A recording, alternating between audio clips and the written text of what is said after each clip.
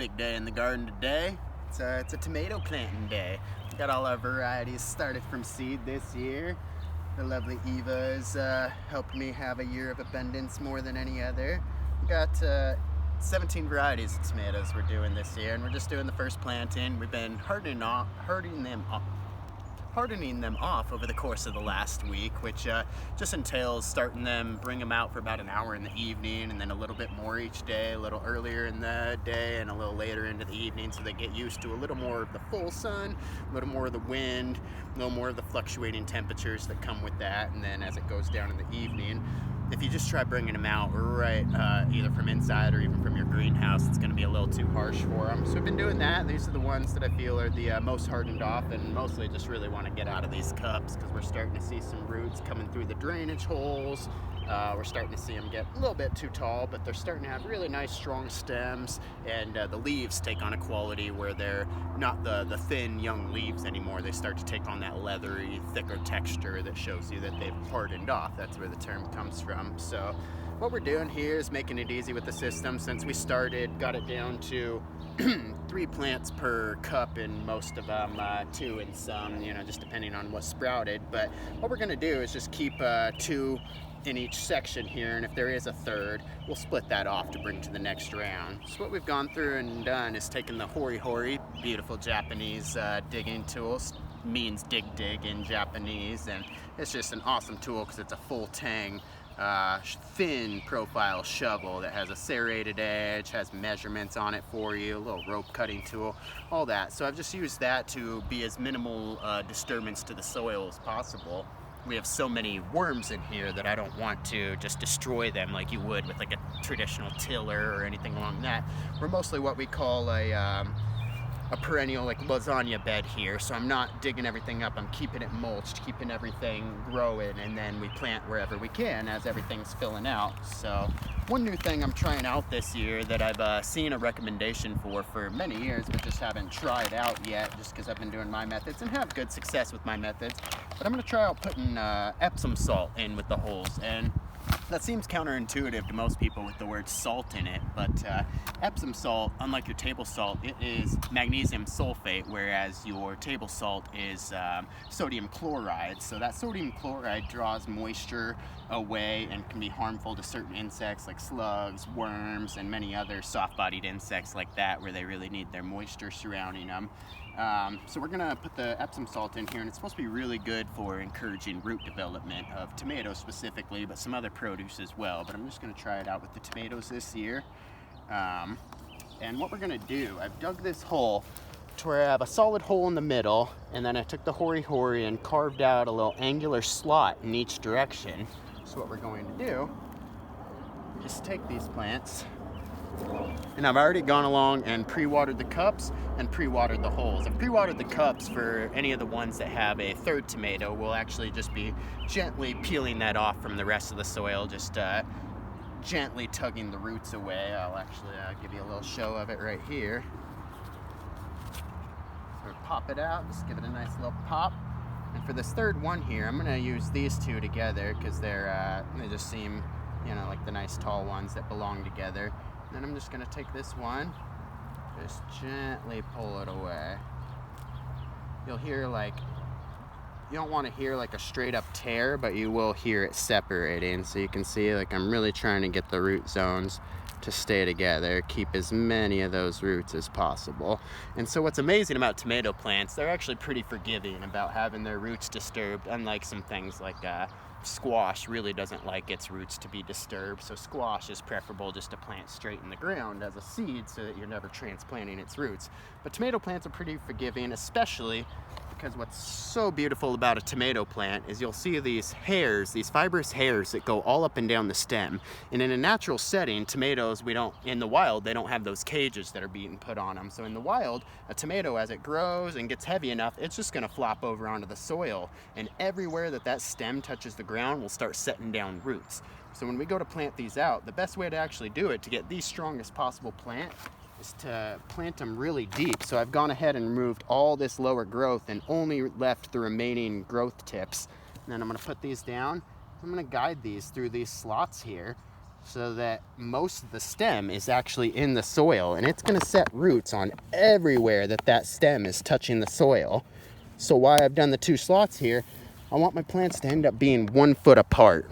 So I've placed each hole 2 feet on center, and then brought each diagonal out a little bit like that, so then we can guide them diagonally so they end up being 1 foot apart, and they're going to end up being 1 foot apart from the next one as well.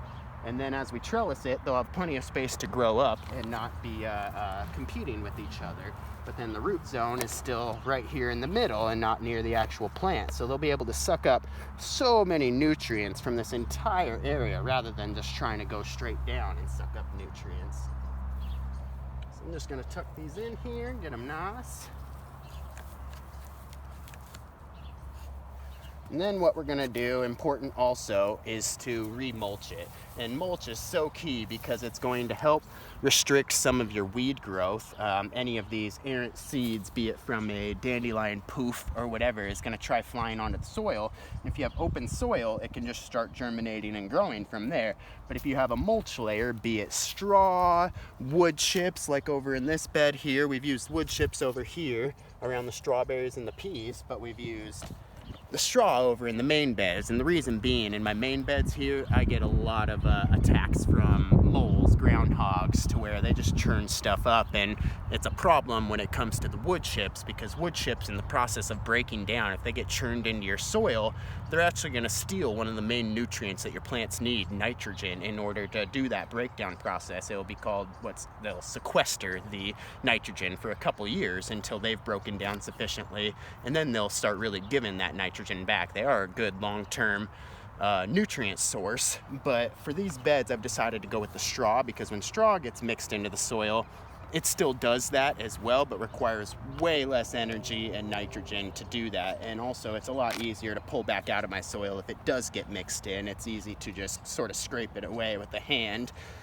So it's been way less of a problem. I actually had an issue where I laid down wood chips in one bed a couple years ago, and the groundhogs really attacked it. And the following year, everything was nitrogen deficient in that bed. So I had to really come up with some organic solutions to solve that, which for me meant planting beans, because all legumes, beans and peas, actually create their own nitrogen in the soil, and if you cut them down before they've produced a full load, they'll leave all these little nitrogen nodules in the soil for you. So had an issue with that bed, decided not to do the wood chips anymore. So the straw has been working beautifully. It does allow a little bit more of your creeping weeds to get in, unfortunately, like your grasses and your what I refer to as super clover, this stuff here. It does invade the straw, but once you get everything growing and shaded out and taking the majority of the nutrients, these have a lot harder time growing, so you'll have a lot more manageable process of weeding. So now that we've gotten them like this, they look really small and dinky, but they're gonna have so much root zone and spread apart now that they will grow up really quickly. You'll be surprised, especially with this back and forth rain and sun. It'll be very quick before they come back up. Got a beautiful chive patch here, and just as an additional little pro tip, if you've ever heard of interplanting or companion planting, it's something people recommend to certain plants will help each other out. And I don't necessarily know that the tomatoes will help the chives at all, but the chives, being in the allium family, like garlic, like onions, like leeks, they all produce such a odor. They're odoriferous to where a lot of pests are deterred by that. You don't really see any pest damage on garlic, chives, onions, leeks, because nothing really likes eating them except for us. And I assume some other mammals do too, but insects are just really put off by allium. So I find that chives are actually a nice thing to have near the tomatoes. I don't necessarily get pest damage here. Being in the Pacific Northwest, Western Washington here, we do get a lot of rain come September, so it's been kind of a bummer the last couple of years. We have an occasional year where we do get good sun in September, and so the harvest can continue beautifully, but majority of years it gets so wet on the tomato leaves that they catch a bacterial disease called Fusarium wilt, and they end up getting all black, and the vine will get black and rotted and die off. So that's been an issue the last couple years. Only come September, but we get such a massive harvest the rest of the year that it never deters or bums me out or anything like that. But not really a pest damage sort of issue. And so yeah, that's our little tomato tutorial. We're growing all sorts of interesting varieties. I'm doing all indeterminate varieties, which you'll have two types of tomatoes, determinate and indeterminate. Determinate ones will grow to a specific size, set all their fruit that they're going to set for the year, and then be done after that. They won't continue to grow. A lot of Roma varieties are that way. But everything I've done here is an indeterminate variety that will grow as long as it can until the season provides, until frost or too much rain or plant get eaten. As long as you give them trellis space and nutrients, they can continue to grow. So I wanted to do that so that I didn't have patchy areas to fill in later in the year as plants died out. But we do have both large ones, beefsteak varieties, and then also grape varieties that are kind of that medium size, and then a lot of small ones as well, and some interesting cherry tomatoes, some different pear-shaped ones, chocolate pear and yellow pear.